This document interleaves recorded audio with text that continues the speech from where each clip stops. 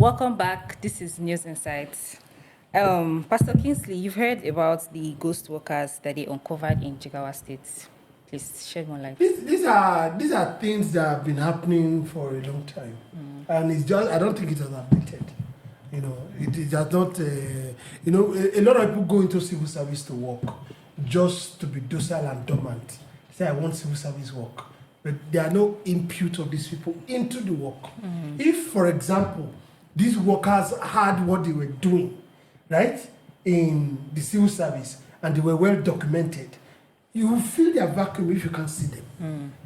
I don't know if you understand. People can just come and add names and say, is this one, is that one, and the only time we see them coming to collect salary is at the end of the month. And you see, the issue that I really find with this stuff is that now that they have uncovered this ghost worker who have been collecting their salary, the paymaster of the state, at the local government, at the ministries, somebody should be punished For this. It should not just political talk that 314 million naira I saved by the government. For this long time, after this thing has been done, this salary, who has been signing for it? Because everybody signs for salary. Okay, if it's paid through account, which account has this money been going to? I don't know if you understand. I'm aware of these things. It doesn't just only happen in Jigawa. Even in that city here, pensions board, I mean, they are prevalent in those places. That after everything has been paid, there's still a huge sum of money. How do they leave those accounts? Are they transferred back into the state coffers? I don't know if you understand what I'm saying. So they should not just say, we uncover these ghost workers. It's good. It's right step in the right direction because they did a recertification or whatever they call it that they did. Do you understand? But after then, who has been collecting this money? These things it's all over the country, and it's even with the federal government.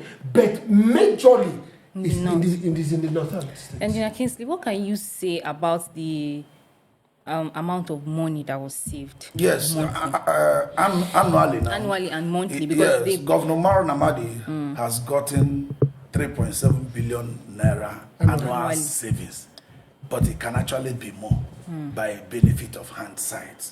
You see, Kingsley just said something. Somebody has to be punished. Somebody has to refund the money. Okay, now, but the first thing before that is to tighten up your system. The biometric data capture they are doing is excellent. I think every governor should do it annually. Every January of every year, you should do it.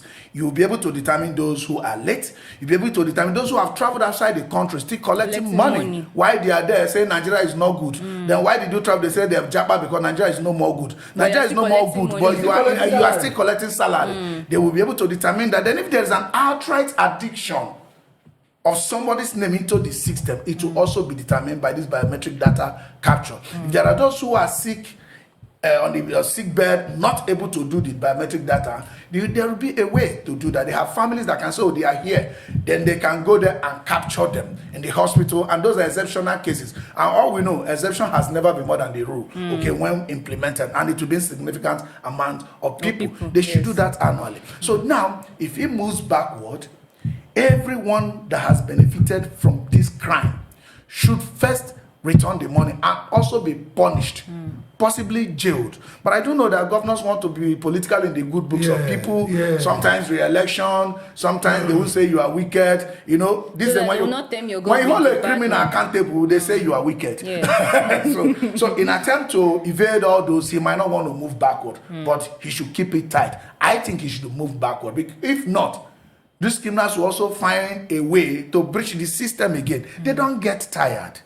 They don't get tired until you chase them. If you're not on attack, they will attack you. Exactly. They will attack the system. Okay? You can't save this money and have it go again. And also, I call on him. He was talking about increasing social network. It's very fine. Everybody is not strong, at the same time. But it should be much more invested in those things that will employ the people rather than social benefit. Social benefits are okay.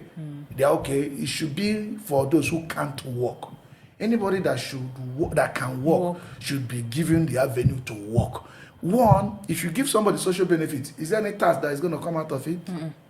There's nothing giving you 10 naira and taxing you. I should have held back my money. But if I use that money to put into production sector, something that can make you produce, when you produce and say, you pay tax. You pay tax to the government. So the money saved should not be concentrated on providing social safety net for the people. It should be focused on production sectors for the people, leaving social safety net for those who can't work. Okay. Okay. Those exceptional cases. I want to ask you a question. Yeah. How money for social work in developed countries, how is it gotten?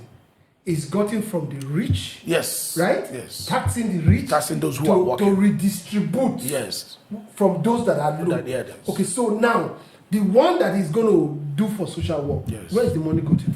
That's, you see, the Nigerian government, unfortunately, like I said, look up to allocation from the federal government. The reason I'm saying, in his own case, Jigawa is probably one of the poorest. Exactly. You should think of making it productive, so that people can produce, pay taxes back to the government. He will have enough money to provide social safety net for those who can't work. Anybody who should work, the target of every government is to ensure that anybody within my state that can work should find work. Yes. He should concentrate on that. What he has done so far is good. Biometric data capture is fine, and it should be annual minimum, at minimum. When you are doing something regularly, the cost of doing it reduced over time, because the fixed assets or the infrastructures that were deployed to do them is the same that you're going to use. It's the same equipment. But at the end of the day, when you flex the cost over many years, it becomes insignificant. It should be annual minimum. Look at Jigawa, a small state, an undeveloped state, and majorly also what comes out of Jigawa. What is the allocation that also goes to them? Do you understand? Now, so what you need to do is to look at how you scale up production of whatever comparative advantage that you have. Do you understand? If it's farming, because if you go towards that area, if you are from Zaria now going towards Kano, from Kano you are going towards Jigawa to Yobe, all those areas, you see a vast array of land. Do you understand? I mean, the land is like a sea. You just seeing it. So what they should do is to invest more in agriculture. Do you understand? And these people are rural people. They can do agriculture. Give them some equipment to which they can do most of these things, and they will do it. But you see, if you are not saying that you will be giving social welfare to those who are capable of working, it's not, and this is the same mentality we have about our religious tendency. And I know this social stuff comes from a religious background. We are sponsoring people to Jerusalem. We are sponsoring people to Mecca. For whose bill? Religion should be somebody's personal inclination. It should not be on the expense of the state. Do you understand? So sometimes we sponsor laziness and all that, and this is the same thing. It should not be on social this thing. Yes. Okay. Engineer Kingsley, do you have any other things? No, I understand. Like I said earlier, sometimes the governors want to be politically stable. Most of their decision comes from what people want most. I could remember back then, I was around 2002 or thereabouts, around that time, when Sharia was declared up north. And Obasanjo said Sharia will fizzle out. And 2000. He was right. About 2000 thereabouts, he was right eventually. We are no more hearing about it. But I told them that time, when you get to a state and the majority thinks they want Sharia, for example, or Christian law, for example, to rule them, and their state house passes it, they are free to do that. So if economically the people living there think they can't survive, they'll move to the neighboring states. By the time that state gets deserted, because the people can't leave, the remaining people will think whether they will choose it, change the law or not. So when the governor comes, and the governor is kind of ruling or leading the people, and the majority of the people say, we want to use our money for Mecca, want to use our money to go to Jerusalem, or want to use our money to go this. It is difficult for the governor to unilaterally say no. Some of these policies you see from them comes from the temperature of the people. That is why I have always felt that we should educate the people the more, so that they can make input into the governance.